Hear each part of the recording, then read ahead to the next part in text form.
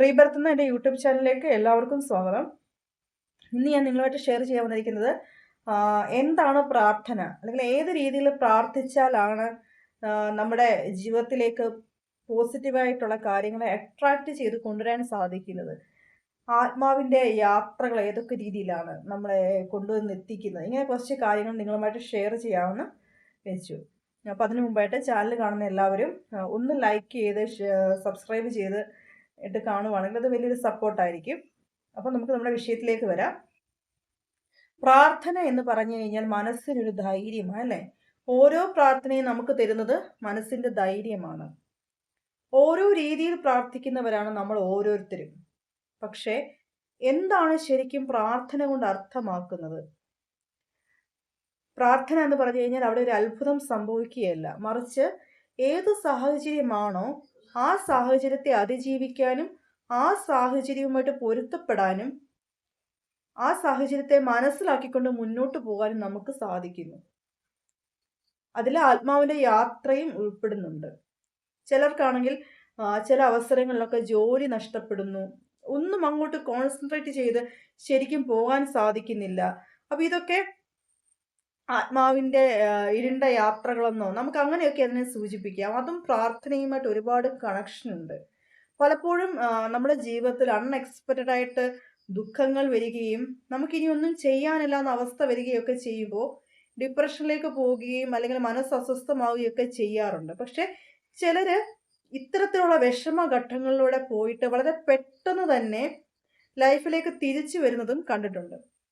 അപ്പം നമ്മൾ ചിന്തിക്കണം, നമ്മളൊരു യാത്രയിലാണ്, നമ്മുടെ സോൾ ഒരു യാത്രയിലാണ്. കാരണം അതിനൊരു ചിന്ത വരികയും ലൈഫ് എങ്ങനെ സക്സസ് ആക്കി മുന്നോട്ട് കൊണ്ടുപോകണം എന്നൊരു അവസ്ഥ യൂണിവേഴ്സ് നമുക്ക് കൊണ്ടുതരികയും ഒക്കെ ചെയ്യുന്നതിൻ്റെ ഭാഗമായിട്ടാണ് അത്തരത്തിൽ നമ്മുടെ ജീവിതത്തിൽ സംഭവിക്കുന്നത്.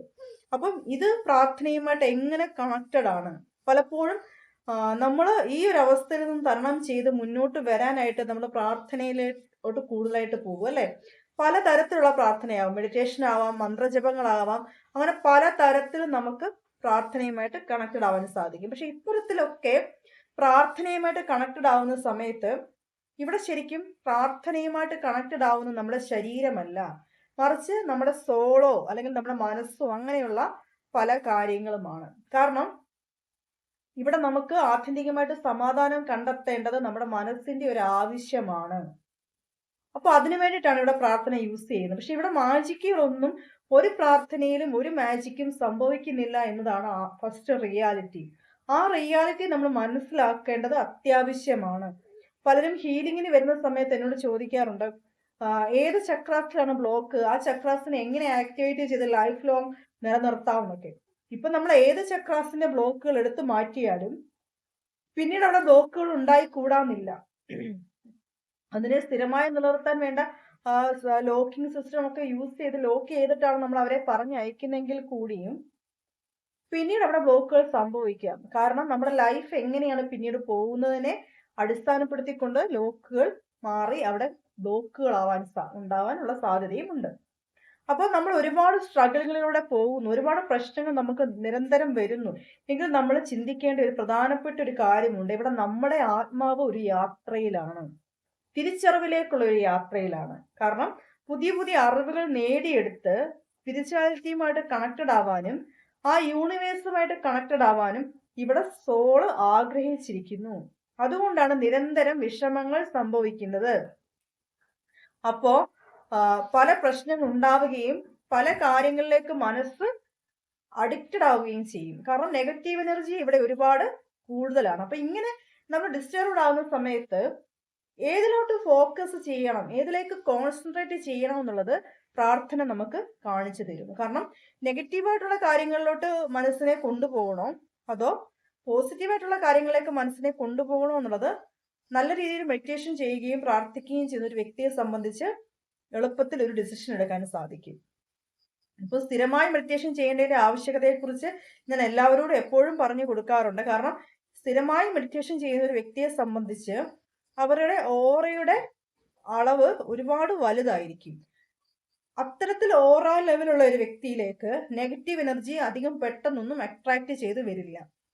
അപ്പം അതുകൊണ്ടാണ് മെഡിറ്റേഷൻ പ്രാർത്ഥനയ്ക്കും ഒക്കെ ജീവിതത്തിൽ അത്രത്തോളം ഇമ്പോർട്ടൻസ് ഉണ്ട് എന്ന് എല്ലാവരും പറയുന്നത്. അതേപോലെ തന്നെ നമുക്ക് ഒരുപാട് പ്രശ്നങ്ങൾ നിരന്തരമായിട്ട് വരികയും ഡിപ്രഷനിലേക്ക് പോകുകയും ഇനി എന്താണ് അടുത്ത അവസ്ഥ എന്താണ്, നിരന്തരം ഒരുപാട് ജോലികൾ മാറി മാറി ചെയ്തു, ഒരു ജോലിയിലും അങ്ങോട്ട് കോൺസെൻട്രേറ്റ് ചെയ്യാൻ സാധിക്കുന്നില്ല, ഒറ്റയ്ക്കിരിക്കുമ്പം വല്ലാണ്ടങ്ങ് സങ്കടം വരുന്നു, കരച്ചിൽ വരുന്നു, ചെറിയ ചെറിയ കാര്യങ്ങൾക്ക് കരയേണ്ട ഒരു അവസ്ഥ വരുന്നു. ഇതൊക്കെ ആത്മാവിന്റെ ഒരു വെളിപ്പെടുത്തലുകളാണ്. കാരണം അത്തരത്തിൽ ഒരു സാഹചര്യത്തിൽ കൂടി മുന്നോട്ട് പോയിട്ട് പുതിയൊരു പരിവർത്തനത്തിലേക്ക് വരികയും പുതിയൊരു സക്സസിലേക്ക് കടക്കുകയും ചെയ്യുന്നതിന്റെ ഒരു കുറച്ച് നിമിഷങ്ങളാണ്. കാരണം നമുക്കറിയാം, ഒരു കുഞ്ഞ് ഈ ഭൂമിയിലേക്ക് ജനിച്ച് വീഴാൻ അതിൻ്റെതായ ഒരു താമസമുണ്ട് അല്ലേ. എത്ര നാൾ അമ്മയുടെ വയറ്റിൽ ഗർഭസ്ഥാവസ്ഥയിൽ ഒരു ഭ്രൂണമായിട്ട് ചെലവഴിക്കണം എന്നുള്ളത് നമുക്ക് എല്ലാവർക്കും അറിയാവുന്ന ഒരു കണക്കാണ്. ഇതേ അവസ്ഥ തന്നെയാണ് സ്പിരിച്വാലിറ്റിയിലേക്ക് കടക്കുമ്പോഴും. ആദ്യം ഒരു കൺഫ്യൂഷനാണ്, ഏത് വഴിയിലൂടെ പോകണം, ഏത് ലെവലിലൂടെ ചിന്തിക്കണം, ഇതൊക്കെ ഒരു കൺഫ്യൂഷൻ ഉണ്ടാക്കുന്ന ഒരു അവസ്ഥയാണ്. കാരണം അവിടെ ആത്മാവിനൊരു ബോധമില്ല, എന്ത് ചെയ്യണം എങ്ങനെ ചെയ്യണം എന്നൊരു ബോധമില്ലാതെ ശരീരം അതിന് തോന്നുന്ന രീതിയിൽ പ്രവർത്തിക്കുന്നു, മനസ്സ് അതിന് തോന്നുന്ന രീതിയിൽ ചിന്തിച്ചു കൂട്ടുന്നു, സോൾ ആണെങ്കിൽ ഒട്ട് അനങ്ങാതെ ഇതെല്ലാം നിരീക്ഷിച്ചുകൊണ്ടിരിക്കുകയും ചെയ്യുന്നു. ഈ ഒരു അവസ്ഥ ഒരുമാതിരിപ്പെട്ട ചിലരുടെ ജീവിതത്തിൽ എങ്ങനെ ഉണ്ടായിട്ടുണ്ടാവണം അല്ലേ. അപ്പൊ ഇവിടെ ഇങ്ങനെ സംഭവിക്കുന്ന സമയത്ത് അവിടെ ഒരു പരിവർത്തനം സംഭവിക്കാൻ പോകുന്നു എന്ന് നമുക്ക് മനസ്സിലാക്കാൻ സാധിക്കും. ആ പരിവർത്തനത്തിന്റെ അടുത്തെത്തുന്ന സമയത്ത് നല്ല നല്ല സൈനുകൾ കാണുകയും ഏഞ്ചൽ നമ്പറുകൾ കാണുകയും അങ്ങനെ അങ്ങനെ പല തരത്തിലുള്ള നമുക്ക് മനസ്സിന് സമാധാനം തരുന്ന ഒരുപാട് കാര്യങ്ങൾ സംഭവിക്കും. അപ്പൊ ഇങ്ങനെയൊക്കെ നമുക്ക് വിഷമം ഉണ്ടാകുന്ന സമയത്ത് ഡിപ്രഷനിലോട്ട് പോവാണെന്ന് മനസ്സിലാക്കാതെ അത് ഡിപ്രഷൻ അല്ല, ഒരു ചേഞ്ച് ആണ്, ഒരു മാറ്റം ഇവിടെ അനിവാര്യമായിരിക്കുന്നു എന്നുള്ള തിരിച്ചറിവ് നമുക്ക് മെഡിറ്റേഷനിലൂടെയും പ്രാർത്ഥനയിലൂടെയും സാധ്യമാക്കാൻ സാധിക്കും. കാരണം ഇവിടെ സോൾ ഉറങ്ങിക്കിടക്കുന്ന സോളിനെ ഉണർത്തേണ്ടത് യൂണിവേഴ്സിന്റെ ആവശ്യമാണ്. ഈ സോളിനെ ഉണരേണ്ടത് സോളിന്റെ കൂടെ പർപ്പസ് ആണ്. കാരണം ഈ ശരീരം ആത്യന്തികമായി അതിന് വേണം. കാരണം എന്താണ്, ഈ ശരീരം ഉണ്ടെങ്കിൽ മാത്രമേ അത് ജനിച്ചിരിക്കുന്ന ഒരു പർപ്പസ് അത് നിറവേറ്റാൻ സാധിക്കുകയുള്ളൂ. അപ്പം നമ്മൾ കൂടുതൽ അങ്ങോട്ട് ശരീരത്തെക്കുറിച്ചോ മനസ്സിനെക്കുറിച്ചോ ബോധേഡാവാതെ ഈ അവസ്ഥ താൽക്കാലികമാണെന്ന് മനസ്സിലാക്കി കൊടുത്തുകൊണ്ട് നമ്മുടെ ലൈഫിലേക്ക്, നോർമൽ ലൈഫിലേക്ക് ഇത്തരത്തിൽ അവസ്ഥകൾ ഉണ്ടാകുമ്പോൾ തിരിച്ചു വരാൻ ശ്രമിക്കണം. കാരണം ഈ വിഷമവും വേദനയും താൽക്കാലികമാണ്. നമ്മുടെ മനസ്സ് മെനഞ്ഞു കൂട്ടുന്നതാണ് അധികവും പ്രശ്നങ്ങളെന്ന് തിരിച്ചറിയാൻ സാധിക്കണം. അങ്ങനെ തിരിച്ചറിയാൻ എല്ലാവർക്കും സാധിച്ചു എന്ന് വരില്ല. അപ്പം ഏത് വ്യക്തിയാണോ പ്രാർത്ഥന എന്താണെന്നോ മെഡിറ്റേഷൻ എന്താണെന്നോ പ്രോപ്പറായിട്ട് മനസ്സിലാക്കി മുന്നോട്ട് പോകുന്നത്, അത്തരത്തിലുള്ള ആൾക്കാർക്ക് പെട്ടെന്ന് അത് മനസ്സിലാക്കാൻ സാധിക്കും. കാരണം അവിടെ നെഗറ്റീവ് ചിന്തകൾ അധികമില്ല, മറിച്ച് പോസിറ്റീവ് ചിന്തകളാണ് കൂടി നിൽക്കുന്നത്. ഞാൻ പലപ്പോഴും പലരോടും ചോദിക്കുകയുണ്ടായി, എന്താണ് പ്രാർത്ഥന എന്ന്. അപ്പം ആത്യന്തികമായിട്ട് പ്രാർത്ഥനയെക്കുറിച്ച് പറയാനാണെങ്കിൽ ഒരുപാട് പേർക്ക് ഒരുപാട് കാര്യങ്ങൾ പങ്കുവെക്കാനുണ്ട്. മെഡിറ്റേഷൻ എന്താണെന്ന് ചോദിക്കുവാണെങ്കിൽ ഇതേ രീതിയിൽ തന്നെ പലരും പല രീതിയിലുള്ള ആൻസറാണ് പറയുക. ഇവിടെ ആദ്യമായിട്ട് മനസ്സിലാക്കേണ്ട ഒരു കാര്യം, മെഡിറ്റേഷൻ ആണേലും പ്രാർത്ഥനയാണേലും ആത്യന്തികമായിട്ട് മനസ്സിന് സമാധാനം തരുന്നുണ്ടോ, മനസ്സിന് റെസ്റ്റ് തരുന്നുണ്ടോ, ചിന്തകൾക്ക് വിരാമം ഇട്ടുകൊണ്ട് സ്വസ്ഥമായിട്ട് നമുക്ക് നമ്മളോടൊപ്പം ഇരിക്കാൻ സാധിക്കുന്നുണ്ടോ, ഇതാണ് പ്രാർത്ഥന കൊണ്ട് മനസ്സിലാക്കേണ്ടത്. കാരണം പ്രാർത്ഥന എന്ന് പറഞ്ഞാലോ മെഡിറ്റേഷൻ എന്ന് പറഞ്ഞാലോ മാജിക് അല്ല. ഞാൻ എപ്പോഴും പറയും, അതൊരു മാജിക് അല്ല അവിടെ സംഭവിക്കുന്നത്. നമ്മളാണ് അവിടെ മജീഷ്യൻസ്. മാജിക്കുകൾ സംഭവിക്കുന്നത് ഓട്ടോമാറ്റിക്കലി സംഭവിക്കേണ്ടതാണ്. നമുക്കവിടെ ഒന്നും പ്രത്യേകിച്ച് മാജിക്കുകൾ സൃഷ്ടിക്കാൻ നമ്മൾ ആരും മുതിർന്നിട്ട് ഒരു കാര്യവുമില്ല, അവിടെ സംഭവിക്കില്ല. എല്ലാത്തിനും അതിൻ്റെതായ ഒരു സമയമുണ്ട്. ആ സമയം എടുത്തിട്ട് മാത്രമേ എല്ലാം സംഭവിക്കുകയുള്ളൂ. പക്ഷെ നമ്മുടെ ജീവിതത്തിലെ പ്രതീക്ഷ കൈവിടാതെ എന്ത് സംഭവിച്ചാലും ഈ നിമിഷവും കടന്നുപോയി അടുത്ത നിമിഷത്തിൽ സന്തോഷമായിട്ട് ഞാൻ ഇരിക്കുമെന്ന് മനസ്സിനെ പറഞ്ഞ് ബോധ്യപ്പെടുത്തുക. എത്ര വലിയ ടെൻഷൻ ഉണ്ടായാലും ഇതിനെയൊക്കെ എനിക്ക് ഓവർകം ചെയ്യാൻ നിഷ്പ്രയാസം സാധിക്കുമെന്ന് മനസ്സിനോട് പറയുക. ഇത്തരത്തിൽ നമ്മൾ നമ്മളോട് തന്നെ കമ്മ്യൂണിക്കേറ്റ് ചെയ്യുന്നത് വഴി നമ്മുടെ സോള് നമ്മളെ ഒറ്റയ്ക്കാക്കാതെ നമ്മുടെ കൂടെ നിൽക്കുമെന്നുള്ളതാണ് സത്യം. സോൾ എന്താണെന്ന് തിരിച്ചറിയുന്ന ഒരു വ്യക്തിക്ക് ഇത്തരത്തിലുള്ള വിഷമങ്ങൾ ഉണ്ടാവുകയോ പ്രയാസങ്ങൾ അനുഭവപ്പെടുമ്പോൾ ഒറ്റയ്ക്കായി പോയി എന്നുള്ള തോന്നല് അനുഭവിക്കേണ്ടി വരികയോ ചെയ്യുന്നില്ല. ചിലരെ കണ്ടിട്ടില്ലേ, ഞാനെന്ന സത്യത്തെ തിരിച്ചറിയുന്ന ഏതൊരു വ്യക്തിയും ഭയങ്കര ഹാപ്പി ആയിട്ടായിരിക്കും ഇരിക്കുന്നത്. കാരണം അവർക്കറിയാം കുഞ്ഞു കുഞ്ഞു വിഷമങ്ങളും കുഞ്ഞു കുഞ്ഞു സ്ട്രഗിളുകളും ഉണ്ടാകുമ്പോൾ അത് അടുത്ത നിമിഷത്തിലേക്ക് അവരെ ഒരുക്കിയെടുക്കാനുള്ള ഒരു അത്ഭുതം സംഭവിക്കാൻ വേണ്ടിയിട്ടുള്ളതാണെന്ന് അവർക്കറിയാം. അതുകൊണ്ട് അത്തരത്തിലുള്ള ടെൻഷൻസോ പ്രയാസങ്ങളോ ഉണ്ടാകുമ്പോൾ അവർ പെട്ടെന്ന് പാനിക് ആവുകയോ പെട്ടെന്ന് ദേഷ്യപ്പെടുകയോ ഒന്നും ചെയ്യുന്നത് കാണുന്നില്ല.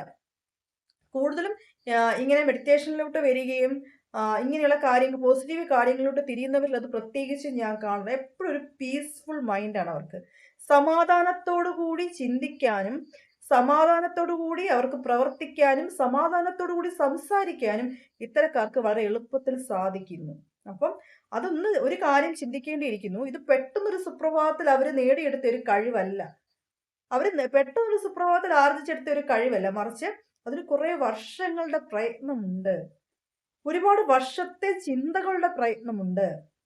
ഒരുപാട് വർഷം എടുത്തു അവർക്കുള്ള സോൾ എന്നുള്ള തിരിച്ചറിവിലേക്ക് അവരെത്താൻ. സോളിന്റെ പർപ്പസിന് വേണ്ടിയിട്ടുള്ളതാണ് ഈ ബോഡി എന്നുള്ള തിരിച്ചറിവിലേക്ക് എത്താൻ, ഞാൻ എന്താണെന്നുള്ള തിരിച്ചറിവിലേക്ക് എത്താൻ, എനിക്കുള്ളിൽ എന്താണ് സംഭവിക്കുന്നത്, ഉള്ളിലുള്ള ജീവൻ എന്താണ്, ഇതെല്ലാം തിരിച്ചറിയാൻ ഒരുപാട് സമയമെടുത്തു. അപ്പം ഇങ്ങനെയുള്ള കാര്യങ്ങൾ സംസാരിക്കുമ്പോൾ കുറെ അധികം ആർഗ്യുമെന്റുകളുമായിട്ട് കുറെ അധികം ആൾക്കാർ ഇപ്പുറത്ത് വരും. ഞാൻ അവരോടൊരു കാര്യം ചോദിക്കുകയാണ്, നമ്മൾ ശ്വസിക്കുന്ന വായു നമ്മൾ അതിനെ കാണുന്നുണ്ടോ? ഇല്ല. പക്ഷെ അങ്ങനെ ഒരു സംഭവം ഇല്ല എങ്കിൽ, അങ്ങനെ ഒരു സത്യം നമുക്ക് ചുറ്റിനും ഇല്ല എങ്കിൽ ഒരു നിമിഷത്തിനപ്പുറത്തോട്ട് കുറച്ച് നിമിഷങ്ങൾക്കപ്പുറത്തോട്ട് നമുക്ക് ജീവിച്ചിരിക്കാൻ സാധ്യമല്ല. അപ്പോൾ നമുക്കുള്ളിലുള്ള സോള് നമ്മളതിനെ കാണുന്നില്ല എങ്കിലും അത് ഉണ്ടെന്ന് വിശ്വസിക്കാൻ തെളിവുകൾ നിരത്തേണ്ട ആവശ്യമില്ല. ഇത് എൻ്റെ മാത്രം തീരുമാനങ്ങളല്ല, എൻ്റെ മാത്രം ഒബ്സർവേഷൻസ് അല്ല. ഈ രീതിയിൽ ചിന്തിക്കുകയും ഈ രീതിയിൽ തീരുമാനങ്ങൾ പറയുകയും ചെയ്യുന്ന ഒരുപാട് പേര് ഈ സമൂഹത്തിലുണ്ട്.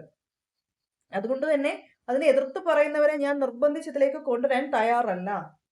അപ്പോൾ പ്രാർത്ഥനയും മെഡിറ്റേഷനും നമുക്ക് തരുന്നത് ആത്യന്തികമായിട്ടൊരു സമാധാനമാണ്, ഒരു പീസ്ഫുൾ മൈൻഡാണ്. എപ്പോഴും സന്തോഷത്തോടെ നിലകൊള്ളാൻ നമ്മളെ സഹായിക്കുന്ന ഒരു മൈൻഡ് സെറ്റ് നമുക്ക് രൂപീകരിച്ചെടുക്കാൻ സാധിക്കും.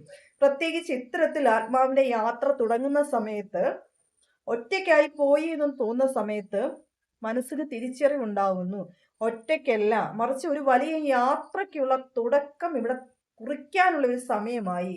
അതിൻ്റെ ഒരു ഒറ്റപ്പെടലും അതിൻ്റെ ഒരു ഏകാന്തതയുമാണ് നമ്മളെ തേടി എത്തുന്നത് എന്ന് നമുക്ക് മനസ്സിലാക്കാൻ സാധിക്കും. കാരണം എല്ലാ സ്പിരിച്വാലിറ്റിയിലോട്ട് കടക്കുന്ന ഒട്ടുമിക്ക ആത്മാക്കളും ഒട്ടുമിക്ക സോളുകളും ഈ സിറ്റുവേഷൻ തരണം ചെയ്തിട്ടാണ് കഴിഞ്ഞുപോയ മെമ്മറീസിനെ വീണ്ടെടുത്തുകൊണ്ടാണ് പുനർജനിക്കുന്നത്. അപ്പൊ അതിനൊരു സമയമുണ്ട്.